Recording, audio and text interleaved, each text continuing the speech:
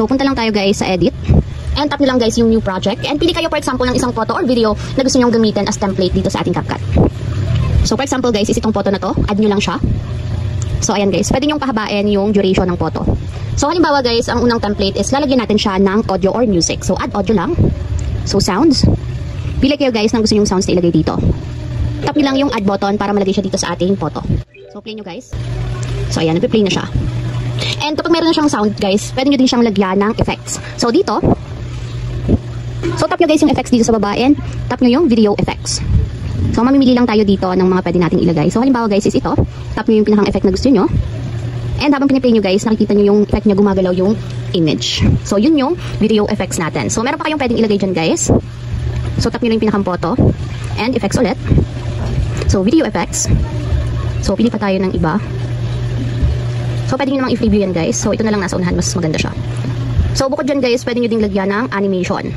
So, yun yung nag-a-appear sa unahan kada open nyo ng inyong template. So, ayun guys. Ganyan yung lalabas sa unahan. Pwede itong sa unahan or sa ending ng inyong video. So, ayan guys. Yun na lang yung nilagay ko. So, play natin. And ayan, gumagalaw-galaw siya guys. Kasi nga, nilagyan natin ng animations and video effects. And pwede nyo din to guys lagyan ng text kung gusto nyo.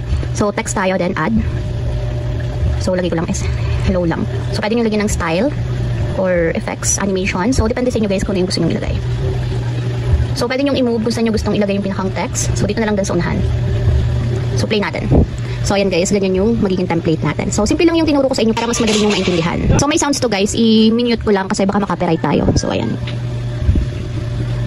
Ganyan yung template natin. So, pwede nyo naman palitan ng mga filter guys or kulay. So, nasa sa inyo naman yun kung anong trip nyo sa template ninyo. So, pwede natin lagyan ng filter. So, ayan guys, napapalitan yung ating template. So, ito na lang. So, play ulit natin.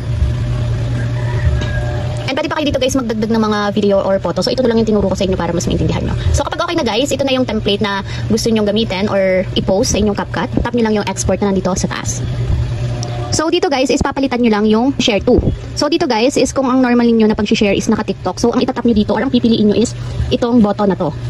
So, ayan. Mapopost siya as template. So, yung normal nyo kasi guys na pag-save is save to device, save and share to TikTok. So, ito yung pipiliin nyo. Yung post as template. So, pwede nyo din palitan guys yung quality. So, depende sa inyo. So, ayan. Dapat nakaganyan siya bago nyo i-save. So, tap natin yung post as template. And dito guys, lagyan nyo ng pangalan yung template nyo. So, for example is self. So, yun na lang. And then, describe nyo din yung template ninyo. So, pwede nyo lagyan ito ng hashtag. Hashtag clean look. Or beautiful. So, depende sa inyo guys. So, ayan. So, kapag okay na guys, tap nyo ulit dito yung post